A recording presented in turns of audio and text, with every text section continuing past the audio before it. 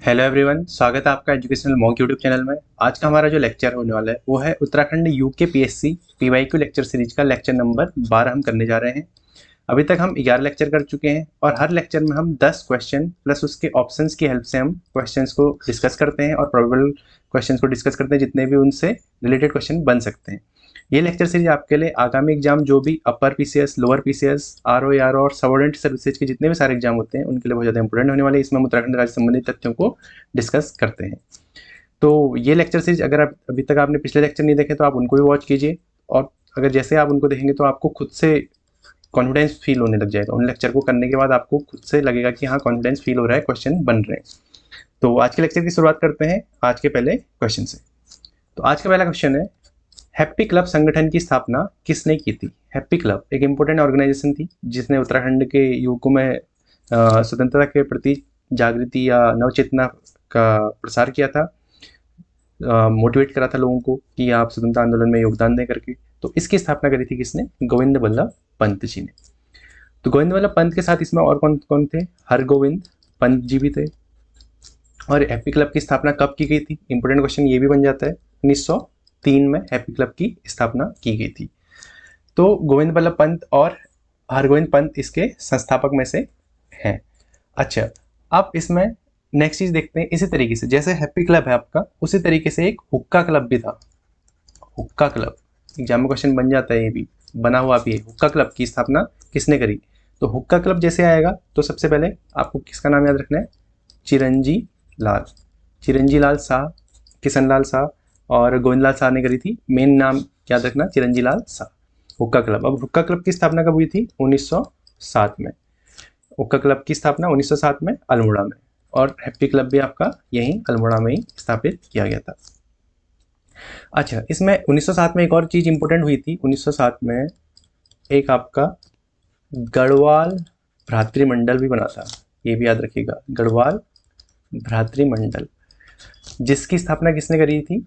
मथुरा दत्त नैथानी, ये भी याद रखिएगा, ये भी इंपॉर्टेंट चीज है, गढ़वाल भ्रातृमंडल। अच्छा, इसमें एक ऑप्शन है स्मितानंदन पंत, जो हमारे क्या है, छायावादी कवि हैं, जिनका बचपन का नाम गुस्सैन था, ठीक है। और इन्हें चिदम्बरा के लिए क्या मिला था? ज्ञानपीठ पुरस्कार मिला था 1968 में, ये भी याद रखिएगा।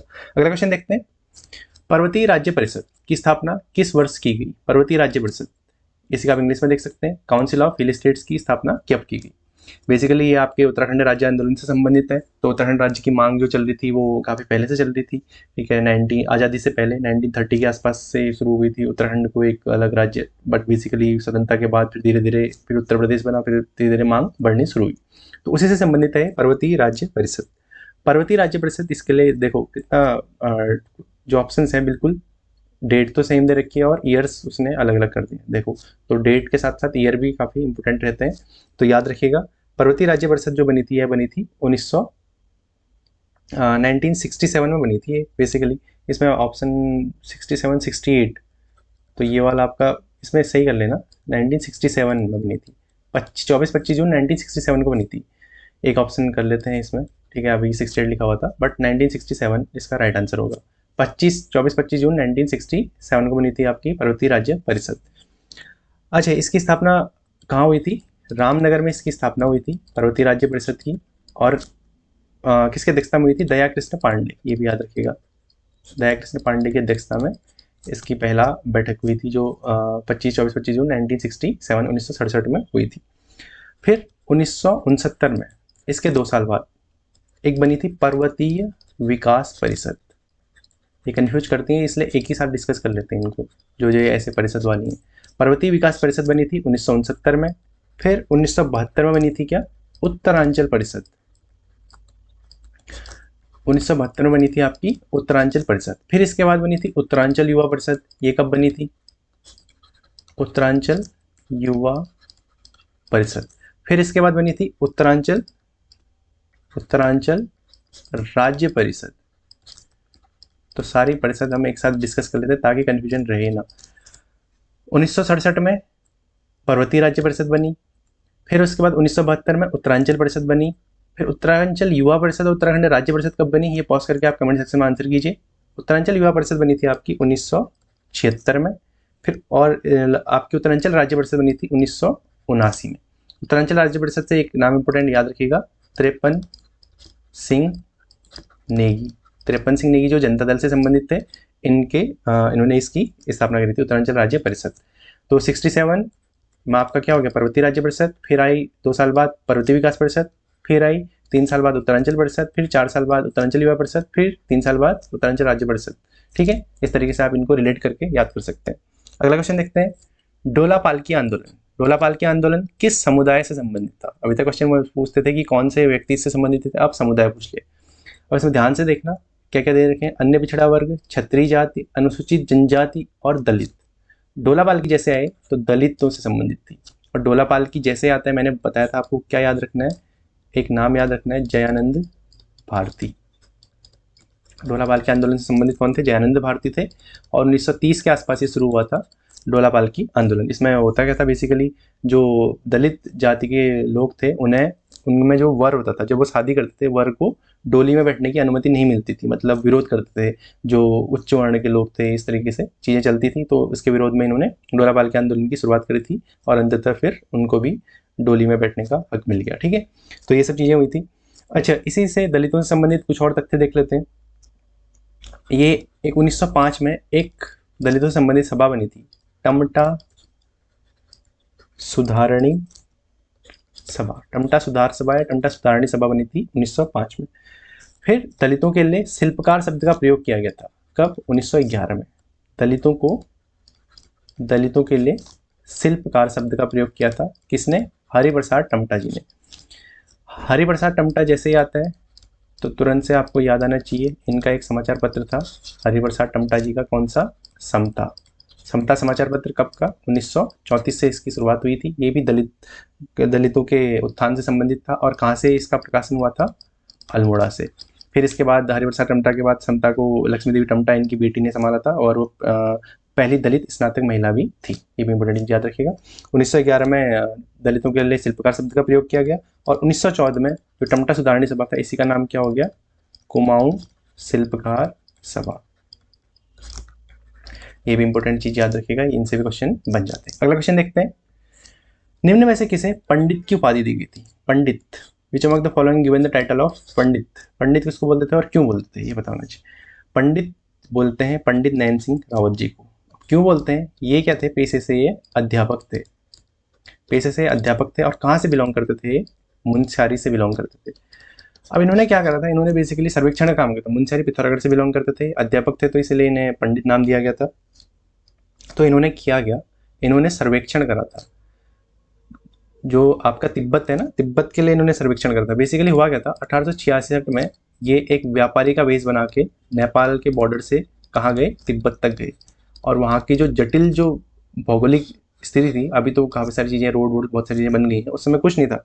तो उन्होंने एक कठिन सर्वेक्षण करा था, नेपाल से लेकर तिब्बत के ल्हासा तक का सर्वेक्षण करा था, और तिब्बत को नक्शे पर लाने का काम भी, नक्शे पे जो लाए हैं, इन्हीं का योगदान माना जाता है। किसका? पंडित नैन सिंह रावत का। इन्हीं का कार्टोग्राफी म्यूजियम है जो आपका मसूरी में, वहाँ इनके पत्र भी लिखे हैं, पंडित नैन सिंह रावत। ठीक है, इन्होंने क्या करा था, अंग्रेजों की तरफ से सर्वेक्षण करा था, तो बहुत इंपॉर्टेंट योगदान रहा है इनका। ठीक है, और अच्छा, इसमें माधो सिंह भंडारी जो क्या थे, मलेथा की कुल से संबंधित है। मलेथा की कुल का निर्माण कराया था। महीपति शाह के क्या थे? महीपति शाह के सेनापति थे, कुशल सेनापति थे माधो सिंह भंडारी, और इन्होंने अपने क्या पुत्र की भी बलि दी थी, गजे सिंह की।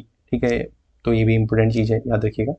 और गब्बर सिंह दरबान सिंह क्या है आपके? विक्टोरिया क्रॉस प्राप्त करते हैं। ठीक है, अगला क्वेश्चन देखते हैं, खीराकोट की महिलाओं के खनन विरोधी आंदोलन का नेतृत्व किसने किया था? एंटी माइनिंग मूवमेंट खीराकोट में चला था। खीराकोट ये जगह पड़ती है आपकी अल्मोड़ा कौसानी के मध्य पड़ती है, वहाँ एक खीराकोट गाँव है। तो खीराकोट आंदोलन जो हुआ था, ये बेसिकली खनन विरोधी आंदोलन था, और इसका नेतृत्व किसने करा था? राधा बहन भट्ट ने करा था। राधा बहन भट्ट खीराकोट आंदोलन से संबंधित है, और इन्हें पद्मश्री भी दिया गया था। अभी पद्मश्री मिला था, कब मिला था? 2025 में इन्हें पद्मश्री भी दिया गया था राधा बहन भट्ट को। इंपॉर्टेंट चीज याद रखिएगा। अगला क्वेश्चन देखते हैं, कत्यूरी शासकों का गढ़वाल में प्रथम मान्यता प्राप्त सत्ता केंद्र कहाँ स्थित था? ध्यान देना, क्या पूछा है? गढ़वाल में। कत्यूरी शासक ने कुमाऊं गढ़वाल के इलाकों पर शासन किया था, और कत्यूरी शासन कब से कब तक था? लगभग 700 से लेके 1050 ईस्वी तक प्रारंभिक कत्यूरी माने जाते हैं। फिर उसके बाद जो कालांतर में कुछ साल का गैप रहा, फिर उसके बाद दोबारा से चिटपुट शासन करा इन्होंने, ठीक है। लेकिन मेन जो है 700 से 1050 ईस्वी तक, और इसमें तीन परिवारों ने शासन करा था। कौन कौन से परिवार थे? आप पॉज करके कमेंट सेक्शन में आंसर कीजिए। कत्यूरी शासन का गढ़वाल में प्रथम मान्यता प्राप्त केंद्र जो था वो कहाँ था? जोशीमठ। जोशीमठ के समीप एक कार्तिकेयपुर नामक जगह पे इन्होंने अपनी राजधानी बनाई थी। और इनकी दूसरी राजधानी क्या थी? बैजनाथ घाटी। बैजनाथ घाटी, जिसे कत्यूर घाटी भी बोला जाता है। कत्यूर घाटी, यहाँ इन्होंने दूसरी राजधानी बनाई थी। और पहली राजधानी कहाँ थी इनकी? जोशीमठ में, कार्तिकेयपुर। और इसमें जो 3 परिवार थे, कौन कौन से थे? बसंत देव का बागेश्वर शिलालेख मिलता है। बसंत देव का जो इन्हीं के लिनिएज में त्रिभुवन राज है, उनके लेख में मिलता है बसंत देव का। दूसरा था निम्बर वंश, निम्बर देव। तीसरा सलौड़ादित्य। इन 3 परिवारों ने मुख्यतः शासन करा, सलौड़ादित्य वंश, ठीक है। फिर इसी की तरह एक पाल वंश भी आता है, बट बेसिकली ये 3 परिवारों ने शासन करा था कत्यूरियों में, ठीक है। अगला क्वेश्चन देखते हैं। किसके शासनकाल को कुमाऊं का स्वर्णकाल बोला जाता है? गोल्डन एज ऑफ कुमाऊं किसके शासनकाल को बोला जाता है? ये चंद शासक कौन से चंद शासक है? ये चंद शासक हैं आपके जगत चंद। यहाँ पे नाम इनका थोड़ा सा गलत लिख दिया है, जगत चंद के को शासनकाल को क्या बोला जाता है? कुमाऊं का स्वर्णकाल बोला जाता है। इनका शासनकाल कब से कब तक था? 1708 से लेके 1720 तक इनका शासनकाल था। ये काफी प्रजाहितैषी शासक थे, इसीलिए स्वर्णकाल बोला जाता है। इन्होंने गढ़वाल के जो गढ़ थे, उस समय जो गढ़ थे, लोहाबगढ़ और बधानगढ़ से बधानगढ़ को विजित कर लिया था। इन गढ़ सेनाओं को पराजित कर वहां चंद शासन फैला दिया था इन्होंने। अच्छा, और इनसे एक इंपॉर्टेंट फैक्ट ये याद रखना कि जो इनकी मृत्यु हुई थी वो कैसे हुई थी? चेचक से हुई थी। इनके शासन को तो स्वर्णकाल बोला जाता है। फिर जगत चंद के बाद आता है इनका पुत्र देवी चंद, जिसे चंद शासक का अवनति काल बोला जाता है। देवी चंद को क्या बोला जाता है? और भी बोला जाता है कुमाऊं का मोहम्मद बिन तुगलक भी बोला जाता है। और कुमाऊं का विक्रमादित्य भी बोला जाता है, क्योंकि इसने विक्रमादित्य बनने के चक्कर में सारा का सारा जो धन है, राजकोषीय धन, उसको खत्म कर दिया था। ये विक्रमादित्य बनना चाहता था, ठीक है। तो इसी के शासनकाल को, देवी चंद के शासनकाल को क्या बोलते हैं? अवनति काल। यहाँ से चंद्रवंश का अवनति काल, यानी चंद्रवंश डिग्रेड होना शुरू हो गया। और चंद्रवंश का स्वर्णकाल किसको बोला जाता है? जगत चंद को। और चंद्रवंश का शुरुआत किसने करी? सोमचंद ने करी थी। सोमचंद जो आपका झूसी से, बद्रीदत्त पांडे के अकॉर्डिंग ये झूसी से आए थे, ठीक है। बद्रीदत्त पांडे और एटकिंसन बोलते हैं कि झूसी से आए थे, और उसी के अकॉर्डिंग इन मान्यता प्राप्त है कि झूसी इलाहाबाद से आया था सोमचंद ने। उसने यहाँ ब्रह्मदेव का शासन चल रहा था, उसमें फिर इसने चंपावत में शासन करना शुरू करा, ठीक है। इस तरीके से जो स्टोरी है, ठीक है। अभी फिलहाल के लिए इस क्वेश्चन का आंसर हमने देखा क्या? जगत चंद। अगला क्वेश्चन देखते हैं। कुमाऊं में गोरखों द्वारा पहला भूमि बंदोबस्त किसके नेतृत्व में प्रारंभ किया था? कुमाऊं में जो गोरखों ने आक्रमण करा था, कुमाऊं में गोरखों का शासन अगर देखा जाए तो कब से शुरू हुआ था? 1790 से। 1790 में कुमाऊं में गोरखा ने आक्रमण करा। जोगामल शाह हो गया और काजी जगजीत पांडे, इन सब लोगों ने मिलकर आक्रमण करा। और उस समय चंद्रवंश में कौन था? महेंद्र चंद को एक साधारण से युद्ध में हरा दिया था, और कुमाऊं पे गोरखाओं का शासन हो गया था। तो गोरखाओं का जैसे शासन हुआ तो गोरखाओं ने क्या करे? सूबेदार नियुक्त करे, सूबेदार या सुब्बा। गोरखा क्या करते थे? सूबेदार या सुब्बा नियुक्त करते थे। तो पहला सुब्बा कौन सा नियुक्त करा था? पहला सुब्बा, फर्स्ट सेकंड थर्ड आपको याद होनी चाहिए, जोगा मल्ल शाह।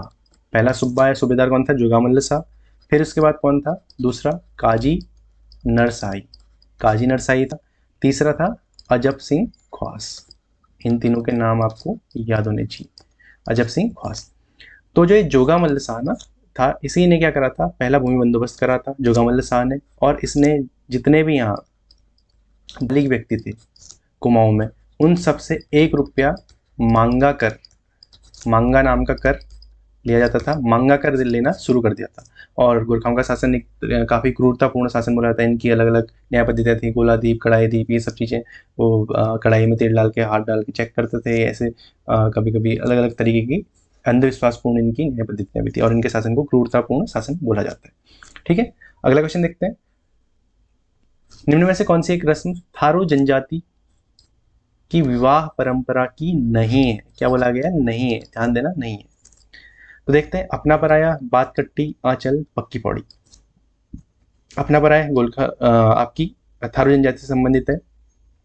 अपना पराया एक तरीके से इनकी क्या होती है, सगाई की रस्म होती है। बात कट्टी क्या होती है, विवाह की तिथि को निर्धारित कर देना, बात कट्टी रस्म, ये भी क्या है, थारू से संबंधित है। आंचल जो है थारू से संबंधित नहीं है। आंचल जो रस्म है ये आपकी क्या है, भोटियाओं से संबंधित है। और पक्की पौड़ी भी क्या है, विवाह से संबंधित है थारू में। तो थारू में विवाह में क्या होता है, अपना पराया, बात कट्टी, पक्की पौड़ी, बदला विवाह प्रथा और टिकुआ प्रथा, इस तरीके की प्रथाएं चलती हैं किसमें, थारू जनजाति में। थारू जनजाति ज़्यादातर कहाँ निवास करती है, आपकी उधम सिंह नगर में निवास करती है सर्वाधिक थारू जनजाति। और यही बस इंपॉर्टेंट फैक्ट ये है थारू जनजाति से संबंधित। ठीक है, अगला क्वेश्चन देखते हैं। और आंचल क्या होता है, आंचल में देखते हैं, भोटिया जनजाति में क्या होता है, आंचल विवाह पद्धति होती है। इसमें क्या होता है, उसके घर आके महिला रहने लग जाती है, लेकिन शादी उसकी बाद में होती है। इस तरीके का चलती है आंचल विवाह प्रथा भोटिया जनजाति में। अगला क्वेश्चन देखते हैं, कुमाऊं क्षेत्र में कृष्ण जन्माष्टमी के बाद लोगों द्वारा गाए जाने वाले गीत को क्या कहा जाता है। कृष्ण जन्माष्टमी के समय पे ये गीत गाए जाते हैं। कृष्ण जन्माष्टमी के आसपास ही एक पर्व मनाया जाता है, 7वां 8वां पर्व कुमाऊं में। तो इसी दौरान ये गीत गाए जाते हैं, इनको क्या बोला जाता है, ठुलखेल गीत। यह प्रमुखतया पुरुषों द्वारा यानी कि मेल इसमें गाते हैं। ठुलखेल गीत गाए जाते हैं कृष्ण जन्माष्टमी के बाद जो 7वां 8वां होती है उसके दौरान। ठीक है, अच्छा, इसमें दूडा गीत है। दूडा गीत को क्या बोला जाता है, बाजूबंद गीत भी बोला जाता है। इंपॉर्टेंट है, याद रखिएगा, दूडा गीत को क्या बोला जाता है, बाजूबंद गीत भी बोला जाता है। ठीक है, इस तरीके से हमने आज के क्वेश्चन डिस्कस करें, बाकी देखते हैं नेक्स्ट लेक्चर में। और अगर आपने प्रीवियस लेक्चर नहीं देखे तो आप उनको भी वॉच कर सकते हैं। Thank you.